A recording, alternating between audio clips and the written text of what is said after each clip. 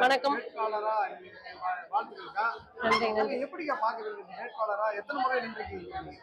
ஆனா தம்பி, இயக்கம் தொடங்கிய காலம் முதல் அண்ணனோட பயணிக்கிறேன். 2016ல இருந்து இப்போ நடக்க போகிற 2026 தேர்தல் வரைக்கும் நான் வேட்பாளரா நின்றுருக்கேன். சட்டமன்ற, நாடாளுமன்ற தேர்தல், அப்புறம் ஈரோடு கிழக்கு இடைத்தேர்தல். எல்லாத்துலயும் நீங்க எத்தனை முறை நின்றுருக்கீங்க? 2016 பவானி தொகுதி, 2019 ஈரோடு நாடாளுமன்ற தொகுதி, 2021 கோபி சட்டமன்ற தொகுதி, 2024 திருப்பூர் நாடாளுமன்ற தொகுதி, இடையில நடந்த ஈரோடு கிழக்கு இடைத்தேர்தல், வருகிற 2026 கோபி சட்டமன்ற தொகுதி, உள்ளாட்சி தேர்தலையும் 2019ல வேட்பாளர். குறிப்பா நாம் தமிழர் கட்சியில அங்கீகரிக்க மாட்டேங்கிறாங்க அப்படின்னு சொல்லி ரொம்ப பேர் போறாங்க. உங்கள் அண்ணன் அதிக முறை வேட்பாளராக நிறுத்திருக்காங்க. அதை பத்தி என்ன கருத்து? நாம் தமிழர் கட்சியில அடிப்படை உறுப்பினராக இருப்பதே சிறந்த அங்கீகாரம். இன்றைக்கு இருக்கக்கூடிய களங்கள்லயே பெண்களுக்கு அரசியல் அங்கீகாரம் தான் ஆகச்சிறந்த அங்கீகாரம். அது தேவையானது, மிக மிக முக்கியமானது. பெண்ணுக்கு பெருமை தரக்கூடிய ஒரு அங்கீகாரத்தை அண்ணன் கொடுத்திருக்காரு. அது வேட்பாளர் அப்படிங்கிறது எல்லாரையும் வேட்பாளரை நிறுத்த வைக்க முடியாது. ஒரு பெண் நிக்கிறான்னா அது ஒட்டுமொத்த பெண்களுக்குமான அடையாளம் தான். அப்படிதான் நம்ம பார்க்கணும். ஆனா எப்படிக்கா பாக்குறீங்க? என்னன்னா இப்ப மிரட்டல்களும் இந்த மாதிரி காரியங்கள்லாம் வருது, அதெல்லாம் எப்படி சமாளிக்கிறீங்க? தம்பி, ஒரு தத்துவ உறுதியோட சித்தாந்தத்தை ஏற்று ஒரு களத்தில் நிற்கும் பொழுது அது ஒரு பெரிய விஷயம் இல்லை. அவர்கள் தங்களால செய்ய முடியாத வேலைய அவங்க சுயநலத்துக்கு இருக்காங்க. முழுக்க முழுக்க பசி, பஞ்சம், கொலை, கொள்ளை இதுக்கெல்லாம் காரணமா இருக்கக்கூடிய திராவிட கட்சிகள். அதுக்கு மாற்றாக தமிழ் தேசியம் சித்தாந்தம் வருது. அது காலத்தின் தேவைதான். அண்ணன் சீமான் அவர்கள் தான் ஒரு அரசியல் வாரிசு இல்ல, இத செய்யணும் அப்படிங்கிற திட்டமிட்டு வரல. காலம் அவரை நகர்த்தது, தலைவர் கொடுத்த லட்சியத்தை எடுத்து நகர்றாரு. இப்படி இருக்கும் பொழுது இந்த மாதிரி அவங்க முடிந்த அளவுக்கு ஒரு அதிகாரத்தை சுவைத்து பழகிய சுயநலவாதிகள் உண்மையானவங்க வரும்போது அந்த இடத்த கொடுக்க மறுக்கும் பொழுது இந்த மாதிரி அவங்க விலை போயிடுவாங்களா? சாம பேத தான தண்டம் சொல்லுவாங்க.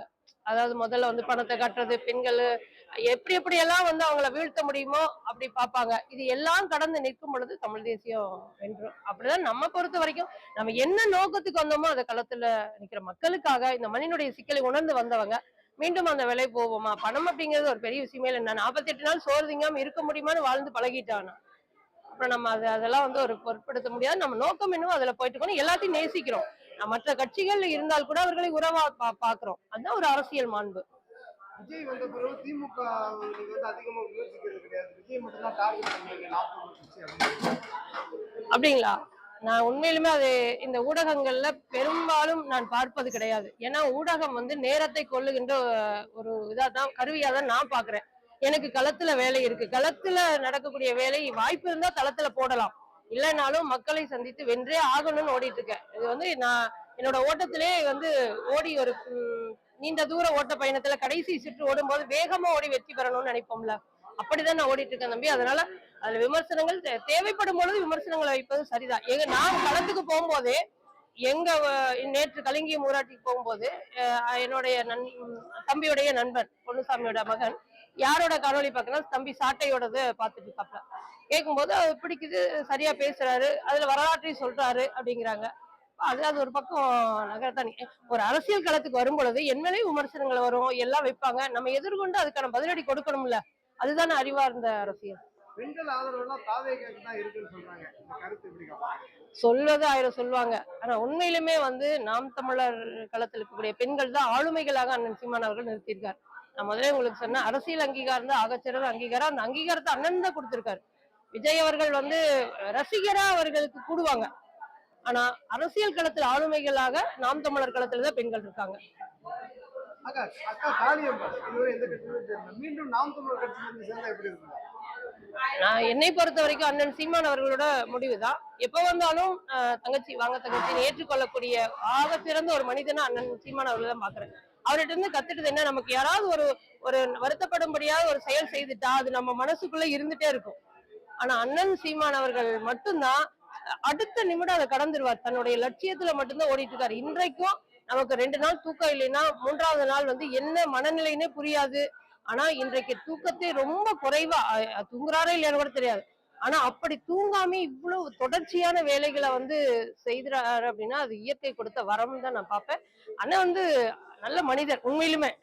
நான்லாம் பார்த்தா உண்மையிலே கொஞ்சம் என்னடா நம்ம இப்படி பண்ணிட்டாங்களேன்ட்டு தவிர்த்துட்டாது போவோம். ஆனா அப்படி கிடையவே கிடையாது. அண்ணன் எல்லாத்தையும் நேசிச்சு நிக்கக்கூடிய ஒரு மனிதனா இருக்காரு. காளியம்மாள் வந்தாலும் நம்ம தங்கை தானே, ஆனா வந்து அண்ணன் வந்து சொல்லிருக்காரு இந்த மாதிரி கிடைச்ச ஒரே ஒரு நிமிஷம். நான் வந்து பிசிறும்பேன் அப்புறம் என் உசுரும்பேன் அப்படின்னு சொல்லிருக்காரு. ஒருவேளை அக்கா காளியம்மன் வந்தா மீண்டும் நாம் தமிழர் கட்சிக்கு இன்னும் கூடுதல் பலமா இருக்கும் இல்லைங்களா? இங்க வந்து இவங்களாலதான் பலம், இவங்களால பலவீனம் அப்படி கிடையாது. அண்ணன் சீமான் அவர்கள் மீது நம்பிக்கை வைத்து ஓடி வரக்கூடிய கூட்டம் இருக்கு பாத்தீங்களா, அது அது நகர்ந்துட்டே இருக்கும். அண்ணன் யாரையுமே நம்பி இல்ல, தன்னுடைய சொந்த கால நம்பி நிக்கிறாருங்கிற பாத்தீங்களா, அது போலதான் இதுல வந்து இப்ப சீதாலட்சுமி ஒரு அடையாளமோ, காளியம்மாள் அடையாளமோ, இன்னும் வேற பெயர் சொல்லக்கூடிய அதெல்லாம் அடையாளம் கிடையாது. தத்துவம் சித்தாந்தம் நகருது. அண்ணன் சீமான் அவர்கள் நம்பிக்கையோடு எடுத்துட்டு போறாரு. உன்னுடைய நம்பிக்கையில் நீ தோற்காதவரை நீ ஒருவராலும் தோற்கடிக்க முடியாதுங்கிறார் சுபாஷ் சந்திர போஸ் அவர்கள். அந்த அந்த நம்பிக்கையில அண்ணனை யார் வந்து நினைத்து பார்க்கிறார்களோ அவர்களோட இந்த களம் போயிட்டே இருக்கு. இதுக்கு ஒரு வார்த்தை. நன்றி.